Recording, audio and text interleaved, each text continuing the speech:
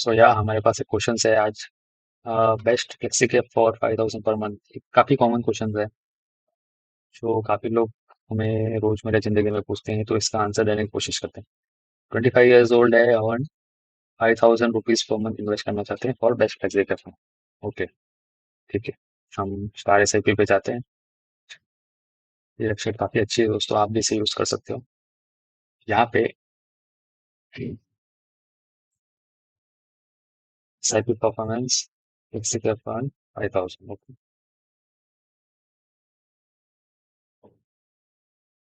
यहाँ पे मैंने अगर 15 सालों के लिए 15 साल का जो पीरियड है वो मैंने लिया है। फ्लेक्सी कैप सिलेक्ट करता हूँ, 5000 पर मंथ को सबमिट करता हूँ, तो यहाँ पे एक लिस्ट आती है। ये वो फंड है जो पिछले 15 साल से 2010 से अभी तक मार्केट में ट्रेड हो रहे हैं। Investment amount 5000 per month.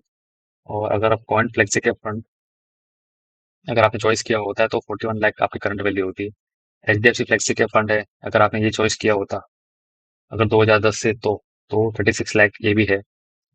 JM flexi cap fund, ये अगर आपने चॉइस किया होता तो 16.88% का सीएजी आ रहा है इसमें। 35 लाख 87,000 अगर इसमें होता। अब यहाँ पे अगर हम 10 से 12 साल करते हैं तो यहाँ पे अब एचडीएफसी फ्लेक्सी कैप से ऊपर आ गया पराग परी फ्लेक्सी कैप फंड। तो यहाँ पे अगर आपको टॉप दो फंड चाहिए तो फर्स्ट तो हमेशा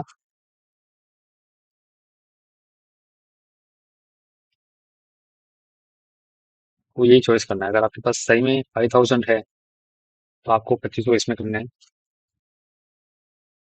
और एक आपको या तो मल्टी कैप ले लेना चाहिए। मल्टी कैप कौन सा बेस्ट फंड रहेगा बता था।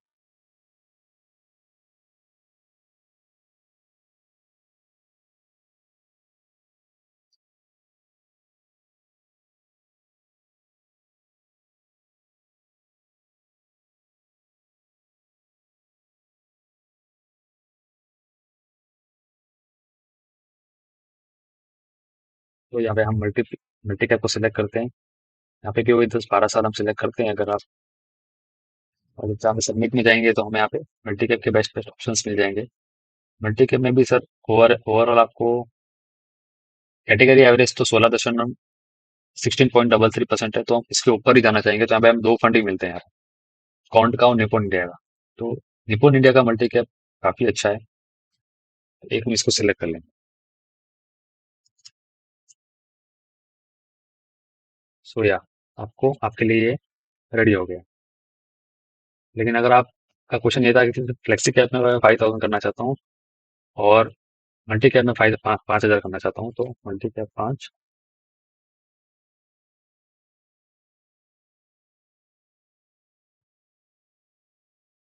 तो पोर्टफोलियो कैसा होएगा मैं वो बताता हूँ।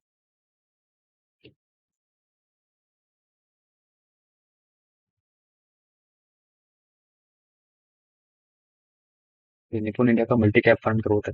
इसमें अगर आप 12 साल इन्वेस्ट करते हो तो 7,20,000 का इन्वेस्टमेंट होएगा। और पराग परिग में 7,20,000। पराग परिग में आज के दिन तक आपकी वैल्यू इन्वेस्टमेंट रहेगा 7,20,000। और value of S I P and हुई 23,53,000। तो 7,20,000 का 23,53,000 ये हो जाएगा। और निपुण इंडिया मल्टी कैप में भी 7,20,000 आप इन्वेस्टमेंट कर चुके होंगे। यहाँ पे देखो डेट वाइज पूरा एनएवी स्ट्रक्चर भी आ गया है। 2023 में आपने 5,000 किया हर पर मंथ से लेके तो पर मंथ से लेके आज तक। ये आज की डेट में इसकी एनएवी है 303 रुपए।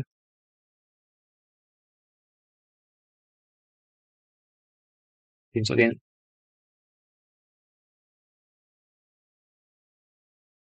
30,88,000 इसकी अमाउंट होती है। तो मोटा मोटी अपने 12 साल के अंदर अगर आपने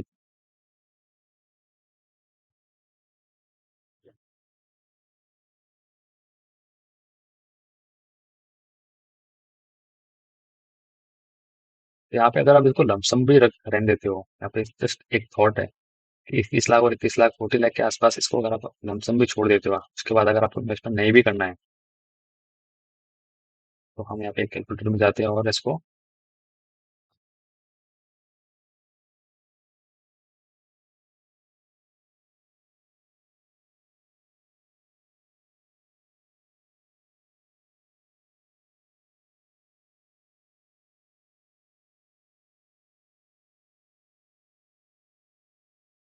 तो 25 के हो प्लस 12 ईयर्स, 37 क्या बोलेंगे? अगर 37 के बाद अगर आप चाहते हो कि भाई मुझे 50 के बाद मुझे काम नहीं करना है, आप फाइनेंशियल फ्रीडम चाहते हो, तो आप इसी 40 लाख को 18 ईयर्स के लिए 15% के एज के ऊपर इसको आप छोड़ दीजिएगा।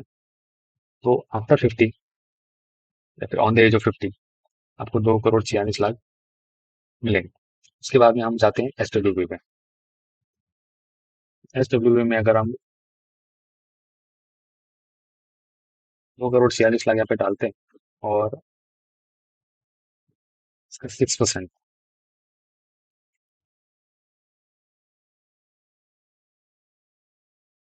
ध्यान रखिएगा दोस्तों, विड्रॉल हमेशा 6 से 7% से ज्यादा आप ना करिएगा।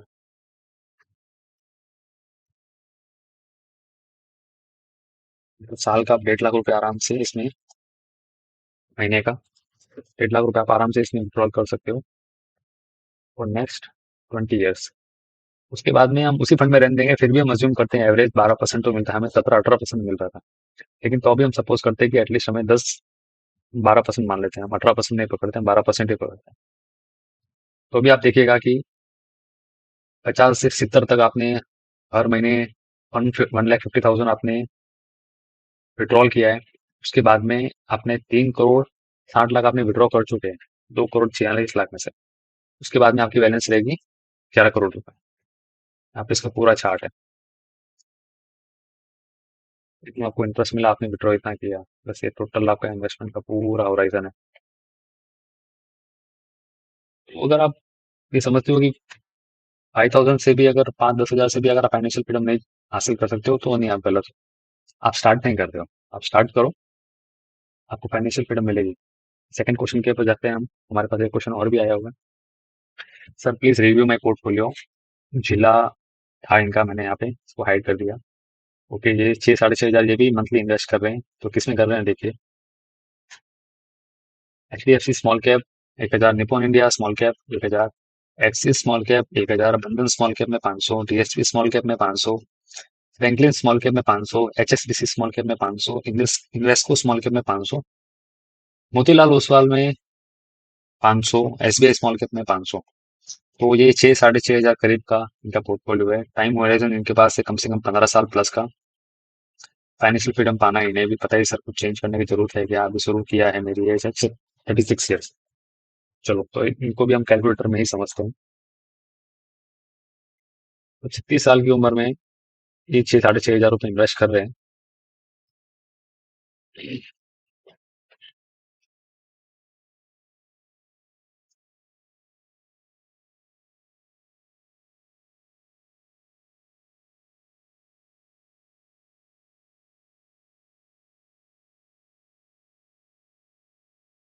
ये कितना CAGR रहता है यहाँ पे स्मॉल कैप का? सबसे पहले निपॉन इंडिया स्मॉल कैप 23% का CAGR है।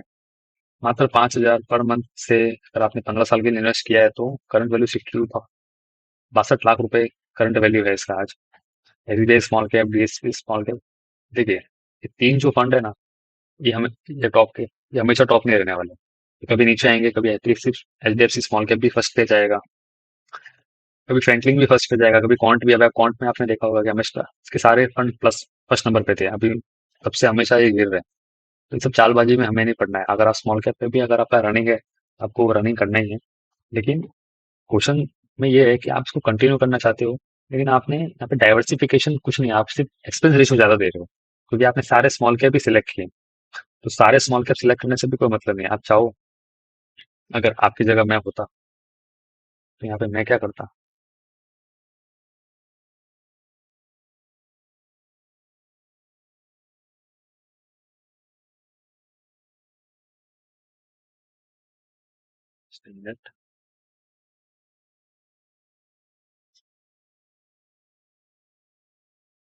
यहाँ पे हम, आपकी जगह मैं होता तो HDFC स्मॉल कैप में 2,000, निपॉन स्मॉल कैप में 2,000,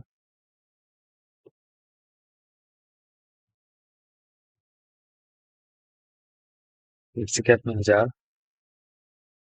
और एक mid cap fund. Mid cap आप एक्सिस का ले सकते हो, एडवाइस म्यूचुअल फंड का भी मिड कैप है, वो भी आप ले सकते हो। 1500 रुपये वो। तो क्यों मैंने वो रिव्यू क्यों नहीं किया, क्योंकि आपने सारे स्मॉल कैप लिए। स्मॉल कैप जनरली बहुत हाई बीटा होते हैं, बहुत ज्यादा रिस्की होते हैं। कई बार आप ऐसा भी टर्म देखोगे जिसमें 8-9 साल तक स्मॉल कैप परफॉर्म ही नहीं करेंगे, लेकिन उस टाइम लार्ज कैप और मिड कैप भी अच्छा परफॉर्म करेंगे। तब आपको फ्लेक्सी कैप फंड आप अगर आपने चॉइस किया हुआ रहेगा तो एक आपको बैलेंस देगा पोर्टफोलियो के अंदर। स्मॉल कैप जब गिरना चालू होंगे ना, तो आप 15 साल जो प्लस आपने टाइम लिखा है ना, आप नहीं रुक पाओगे। अब 3 साल 4 साल के अंदर आप रोज खोल खोल के देखोगे, उसके बाद में अगर 15 साल आपने टाइम लिखा है, आप नहीं रुक पाओगे, आप उसको ब्रेक कर दोगे। क्योंकि इतना टूटता हुआ आपको लगेगा, इससे चलो मैं एक्टिव में इन्वेस्ट कर देता हूँ। आपने अगर 8-9 साल भी इन्वेस्टमेंट किया, उसके बाद में 2 साल अगर खराब आ गए स्मॉल कैप में, तो कई बार आपके जो करंट वैल्यू है, जो इतना आपने इन्वेस्टमेंट किया है, उससे भी नीचे कई बार जा सकता है।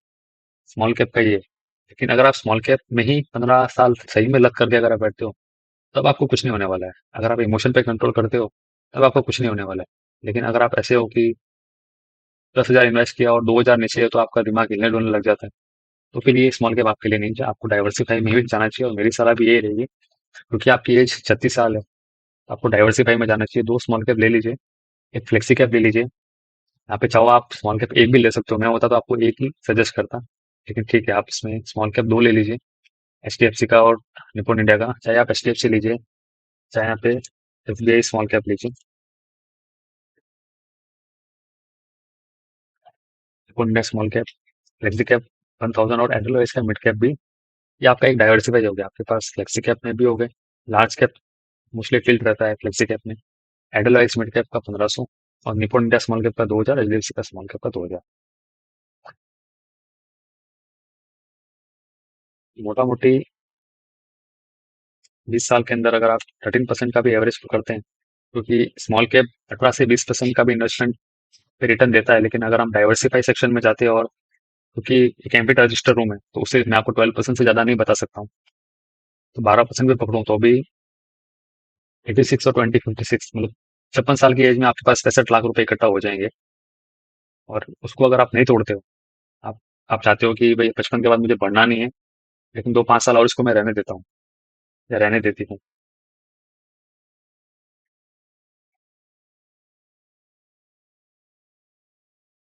5 साल और रखोगे तो 60 साल की एज में आपको 1 करोड़ 14 लाख के आसपास आपके पास फंड वैल्यू हो जाएगा, करीब करीब। वो बहुत ही अच्छा। आपको स्ट्रक्चर मैंने समझाया, आपको रिस्क भी समझाया मैंने। जो सजेशन मुझे देने थे वो भी मैंने आपको समझाया, और दोनों क्वेश्चन का आंसर मैंने दे दिया है। इसके अलावा अगर आप किसी को भी कोई प्रॉब्लम हो, तो आप मुझे कमेंट सेक्शन में लिख सकते हो।